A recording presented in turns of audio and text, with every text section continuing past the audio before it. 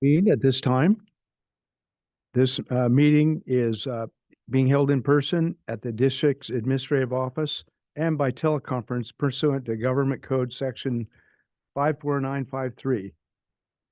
Members of the public can attend and participate in the meeting in person or via Zoom. Instructions for submitting public comments are available on the meeting agenda. Clerk, will you please call the roll? Committee Member Cole. Here. Committee Member Gordon. Here. Committee Chair Silker. Here. Committee Member Tolley. Here. Committee Member Betlam. Present. Committee Member Permit. Here. And Committee Member Emery is absent today.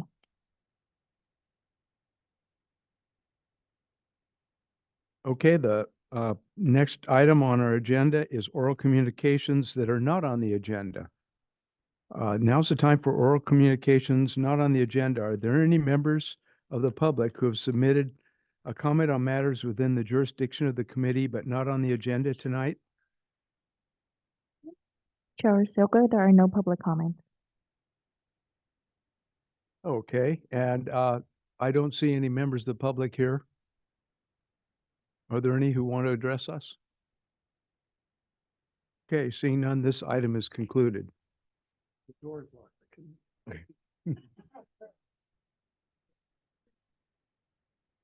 Okay, the first item on the agenda is to approve the minutes from the last meeting from February 13th. Do I have a motion to approve the minutes? I move to approve the minutes. I'll second the motion. Okay, we have a motion and a second to approve the minutes. Could we, are there any comments on the minutes that you'd like to make any additions or corrections? Okay, seeing none, could we call for the vote, clerk? Okay, and there are also no public comments on this item. Oh, okay. Committee Member Cole. Aye. Committee Member Gordon. Aye. Committee Chair Silker. Aye. Committee Member Tolley. Committee Member Betlam. Aye. Committee Member Permit. Aye. Thank you. Motion passes 6-0.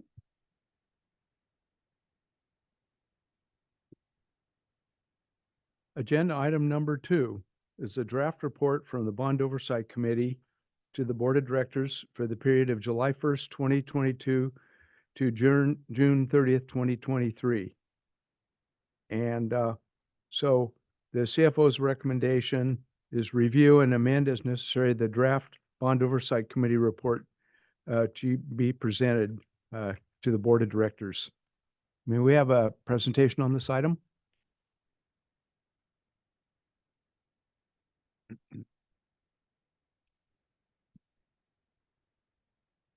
Good evening, Stefan Jaskulak, CFO.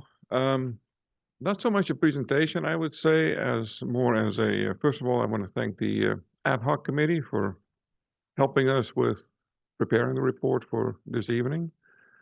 And I would say, I mean, at this point, for the full committee to either adjust the report or accept the report, approve the report.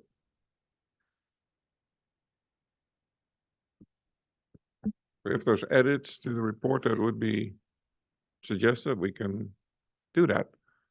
Okay, we are asked to call for public comments at this time. So do we have any public comments on this report? And everybody got a copy of it, did they not? Chair Silver, there are no public comments on this item. Great. Are there any other comments from the committee on this report? I have one, Mr. Cole. I want to thank Rafaela for all the work. She did all the heavy lifting on this, all the data collection and all the words. So thank you very, very much. Made the ad hoc committee's work very, very easy. So thank you. Great. Well, thank you for participating too. Any other comments from the committee? I'd entertain a motion now to approve the report then. Oh, that passed. I'll move to approve the report. I'll second. Okay, we have a motion and a second. So let's, could I call for a vote on that, please? Committee Member Cole, Aye. Committee Member Gordon, Aye. Committee Chair Silker, Aye. Committee Member Tolley, Aye. Committee Member Betlam, Aye. Committee Member Permit. Aye. Thank you. Motion passes 6-0.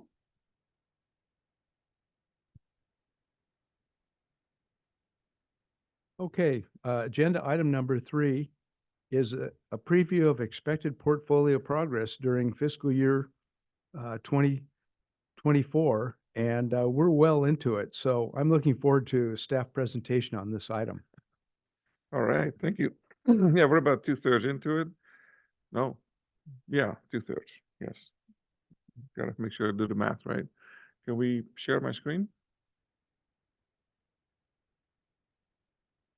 Okay, thank you. So for FY '24, we pretty much budgeted about $12.5 million. And as you know, the fiscal year runs from July 1st, 2023 through June 30th, 2024. And this is the 10th year of Measure AA funding. Now, that's a milestone. So let me give you a couple of highlights on some of the big rocks, the bigger portfolios that we're working on this fiscal year. The first one is Portfolio 1. That's the Johnson Ranch land acquisition. I believe you've all been there. I think we might have even had lunch there one time with the current configuration of the committee. So the lot line is been finalized. The lot line adjustment has been finalized. We've also entered into an agreement with the city of Half Moon Bay for collaboration on trailhead parking, trail connections, etc. And we're expecting to close the escrow this fiscal year, or perhaps even this month. We have about $700,000 in grants to offset part of the acquisition cost, and that's coming from the California State Coastal Conservancy and also from state parks. Then, yeah, sure. Is the property adjacent to an existing open space preserve? Or is it sort of its own? Yeah, no, yeah. It's going to connect, right?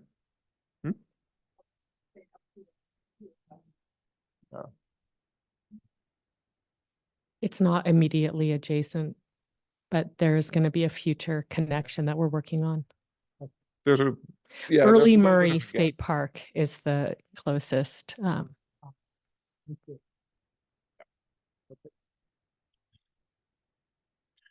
You can tell they don't let me out too much, but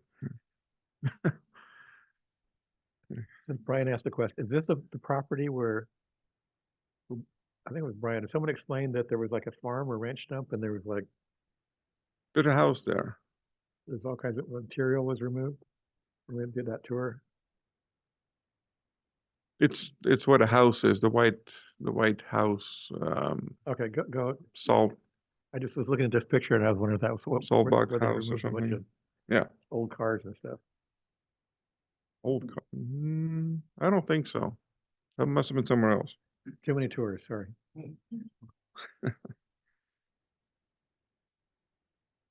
We're going to be doing a lot of work in portfolio number 3, Carissima.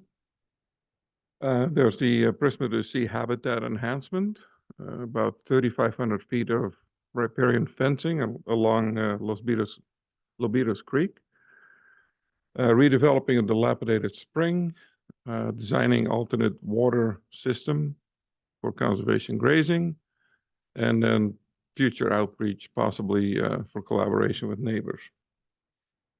We're also working on the Prisma to the Sea parking. We're about 35% of design. And you can see a preliminary sketch of what that parking would look like, in addition to some overflow or future expansion of that.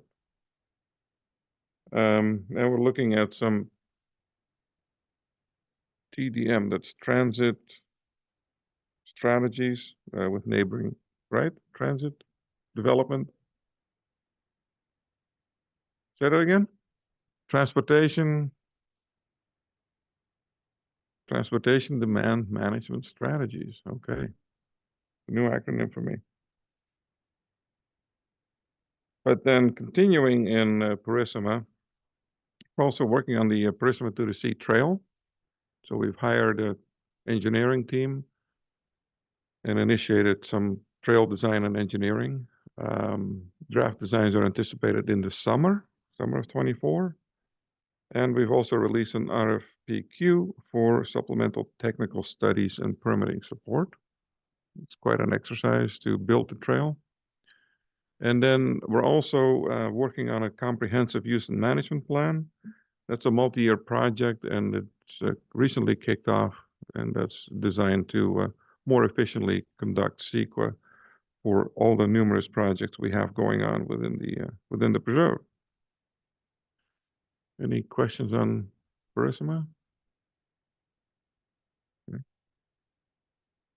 Then moving on to portfolio 5 and 15, we split it for financial reasons. It's the Eberhard property acquisition. So we closed on 96.77 acres of redwood property, and that was closed in December of 23. We received a $1 million grant from the Gordon and Betty Moore Foundation, and our net cost is $2.3 million. And here is a map. Yep. I have a question, a general question on this. When you when you have a project like this, could you describe to us what the process is of locating grants like that? Do you just send out a email blast to different foundations, or do you have contacts with these foundations and they say, we're interested in helping, let us know when you have a project? Excuse me. It all depends. In this case, there have been frequent communications between our grants manager and the foundation, and they've supported us with other acquisitions. And this acquisition was mentioned. There was also redwood trees in there, so that's very appealing for the foundation. And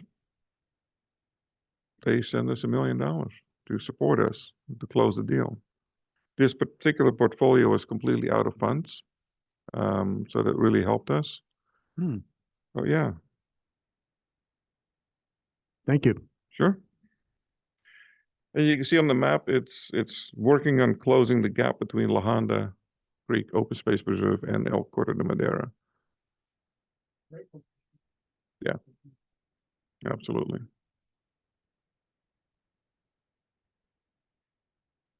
Portfolio 10, Alpine Road Regional Trail. A lot of work has been done on that regarding retaining walls, putting in the trail, and decommissioning the old Alpine Road bypass trail. As you recall, a lot of this was washed out and is now being reconstructed. There'll be a little bit more work to be done, and then an opening later, or sometime this summer, perhaps even June. But it won't be a public opening necessarily, because parking on both ends of the trail is limited. But we will be doing some activity, tabling, etc., to make people aware of it. And then as we look beyond FY24, and we're actually already working on the budget for those 3 years, there'll be work on climate resiliency and biodiversity. As you know, we're still working on the Highway 17 wildlife crossing. There'll be an undercrossing. There's also the restoration forestry demonstration project moving forward, and Stevens Creek shoreline nature study area restoration. Purisima Creek Redwoods, in addition to the projects that I mentioned, we're also looking at the South Cull upland land conservation. There's a Highway 35 trail crossing in the works with the North Ridge parking expansion. We're looking at the Purisima Creek Road vehicle access repair. Also looking at the upland site cleanup and soil remediation. So we have quite a bit of work going on in Purisima Creek. And then, of course, public access and trails. We have Bear Creek Redwoods Phase 2 trails. Hope to have an opening of that later this year. I think maybe October. We're still working on the Bear Creek Stables repair. working through the permitting process with the county. The Hawthorne's area plan, there's a public access working group involved in that right now. Then we have the Highway 17 trail crossing. That's what I call the people crossing. The other one I mentioned earlier is the animal crossing. So this will connect trails on both sides of Highway 17. And then there's Lahonda Creek Phase 2 trails and parking areas as well. There's quite a bit of work coming up. I'm open to questions.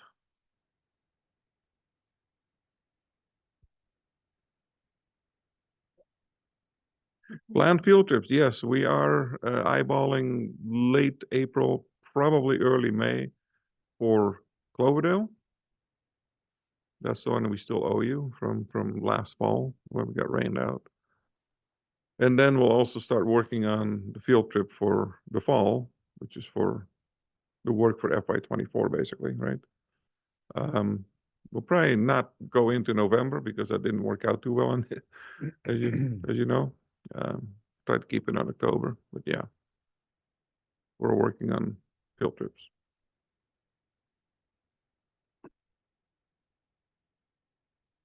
Any other questions or comments? I had a question on your restoration forestry demonstration. What could you go into a description of where that is and what exactly is taking place or will be taking place? I think it's in Lahonda, but Brian Malone, Assistant General Manager, knows all the details.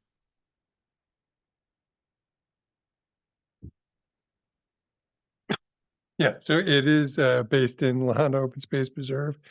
And we'll be doing a timber harvest plan as the permitting mechanism, and it'll cover most of the forested area of the preserve. The actual harvest area is called the Harmon parcel, and we will just be selecting smaller trees that need to be thinned for forest health to allow the big trees to grow faster and to reduce the fire risk. We'll also be doing a lot of restoration activities in other areas of the forest as well as like putting roads to bed and that sort of thing. Great. Don't get away. Oh. Ryan? Yeah, may I? Do you have a follow-up question? Go ahead. No, go ahead. So what does success look like? How do you measure success on that? Is it biodiversity? Is it getting rid of non-native species? Is it taller trees, faster? What does it look like? Yeah, so certainly, so a lot of the work will be comparable, and I don't know if we'll actually make these measurements for this particular, but we can show in the past in El Corte Madera with their watershed protection plan, where we actually reduce sedimentation. So that'll be, one measure of success. It could also be measured just by visual, landslides, runoff, that sort of thing. In Corte Madera, we actually measured the sediment in the creek. So that would be one measure. The other one, which we did at Bear Creek after Bear Creek, we didn't purchase all the timber when we purchased the property. And Big Creek Lumber came in and did some selective logging there. And there we were actually able to measure the girth of the trees, the diameter at breast height, and see that they were really released. So we might do some measurements such as that. But then again, also just general observation to see how the forest is recovering after treatment. And some of that is documented in the forest management plan. Is that plan a 5-year plan to measure those things? 10 or one and done? Clear it, plant it, and run away. Yeah, so the forest management plan is available if you'd like to kind of dive in deeper. It depends on the area. We are not a lot of forest, commercial forestry is set up for a sustainable harvest. We're not thinking of that. Probably as far as commercial sale of timber, probably just one entry, but there could be multiple entries. Thank you.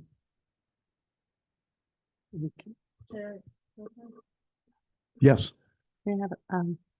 So this is kind of a general question, not specifically for this site, but But I know studies have been done on thin cutting and timber industry of doing audio recordings through the year and year after year.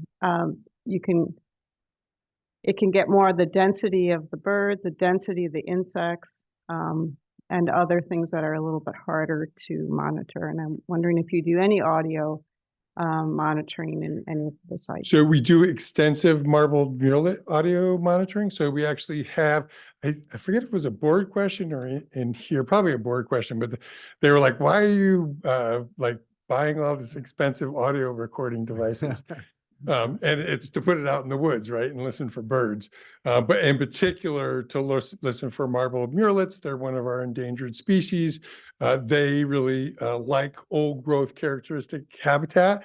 So that's one of the reasons that we're trying to help our forests progress to have the habitat characteristics that will support marbled murrelet. I believe we're having a consultant do the analysis instead of trying to listen to the 24-hour recorded tapes. I believe they are recording other bird species as well, but the focus is on marbled murrelet. So now that we've opened the doors. I'll try to give short, boring answers for now on. So in the environmental movement, there's been this tension, especially involving forests, between are we guardians or gardeners? And it's come to the head with like the giant sequoia management plan that the U.S. Forest Service and the National Park Service. So would you say with those, it's more like probably a spectrum, but in your forest management plan, are you tending more towards guardianship or gardening?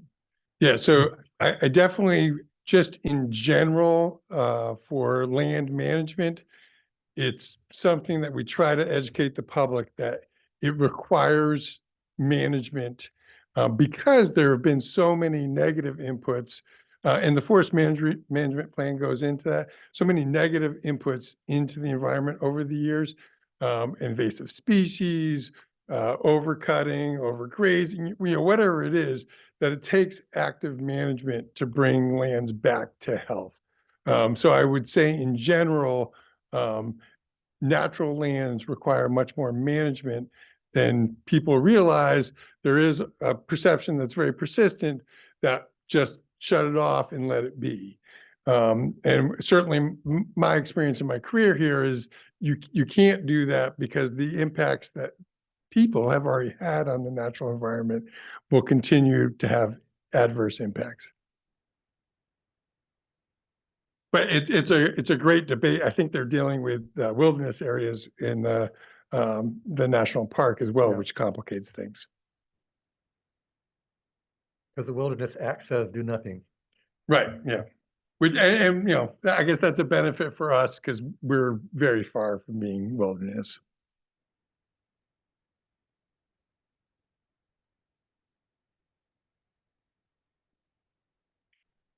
Okay, I'll call now for, are there any comments from the public on this item? Chair Zucker, there are no public comments. Okay, one last call for committee members. Any more comments or questions?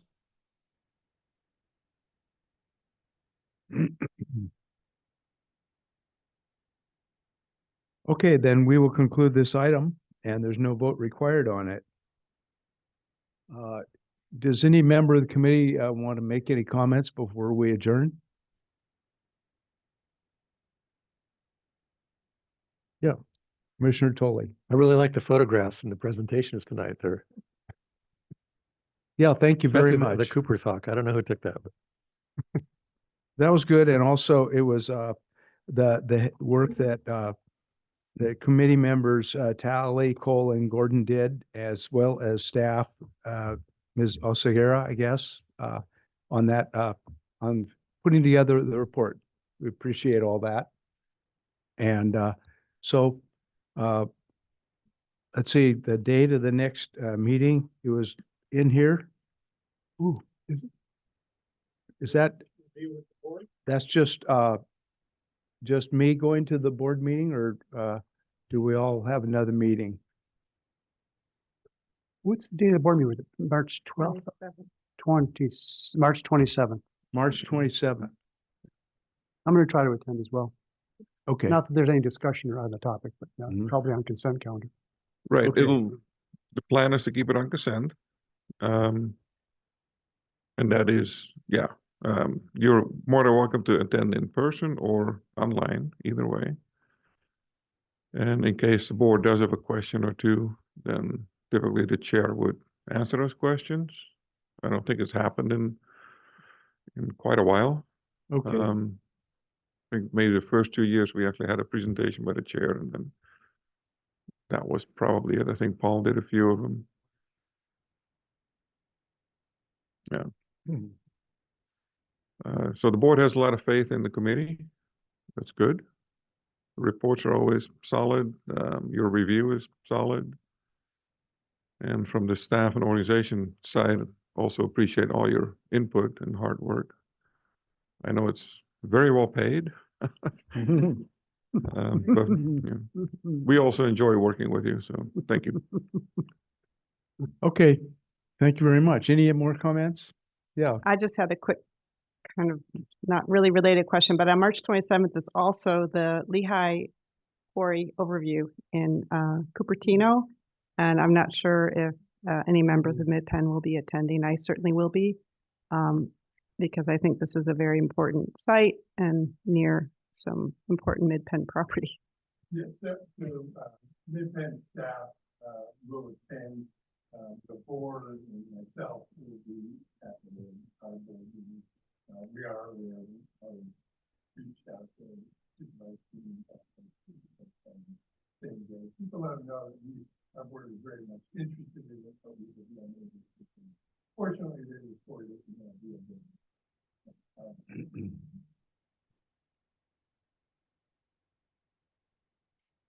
okay. Seeing no more comments, I'm adjourning this meeting at this time. Thank you.